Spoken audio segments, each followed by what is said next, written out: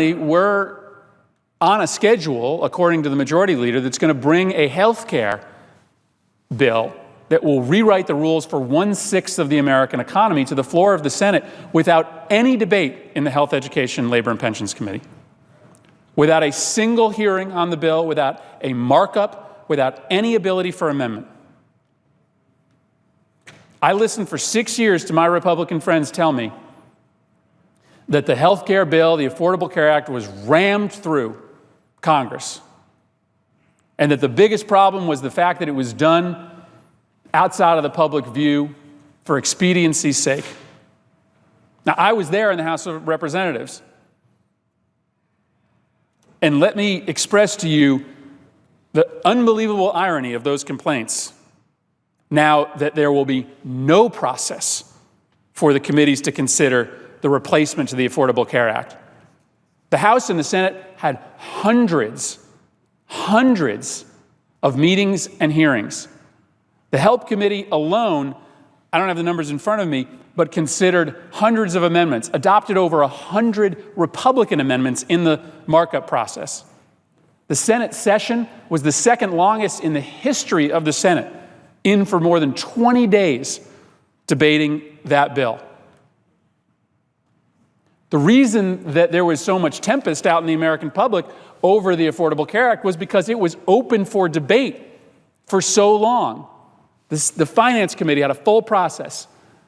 The Health Committee had a full process. The Ways and Means Committee had a full process. The Energy and Commerce Committee had a full process. None of that is happening here. This bill is being jammed through as we speak, the Ways and Means and the Energy and Commerce Committee. This bill is going to be jammed onto the floor, perhaps without any committee process in the Senate. The target is from introduction Monday to passage in the House of 3 weeks, and perhaps just a few more weeks before it passes the Senate. So spare me the complaints about the Affordable Care Act being rushed into place when this process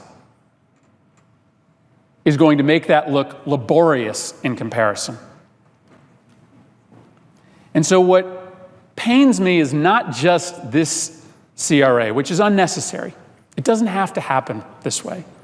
What pains me is a committee process that, when I got here, had a reputation for being truly bipartisan, for being one of the more functional, if not the most functional committee process. And that is being blown up, most significantly by the rush job on the repeal and replacement of the Affordable Care Act, which no one in the American public is going to have enough time to look at and see. I'm going to ask my colleagues one more time to reconsider their votes on this CRA. We are at our best when we come together around the idea that every kid in this country should have a chance at a quality education, no matter what color their skin is, no matter what their learning ability is. And I know my colleagues have a couple problems with this regulation. I get it. But by passing this CRA, the regulation is gone and never coming back. And the states that want the flexibility, right, that are begging for the flexibility, won't get it. It'll just be an unworkable section of the bill. A section that was supposed to be bipartisan now fundamentally won't work because we can't get a regulation passed that is at all substantially similar to the good parts or to the bad parts.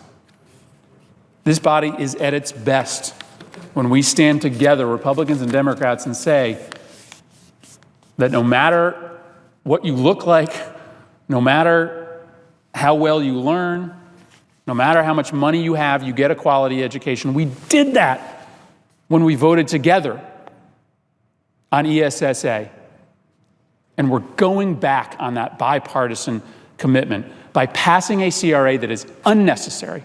The bad stuff you don't like, it can be gone in a matter of months by a regular process of notice and comment in the Department of Education. This is part of a disturbing new trend line in this committee towards partisanship and away from a history of commitment to our kids, Republican and Democrat. I yield the floor.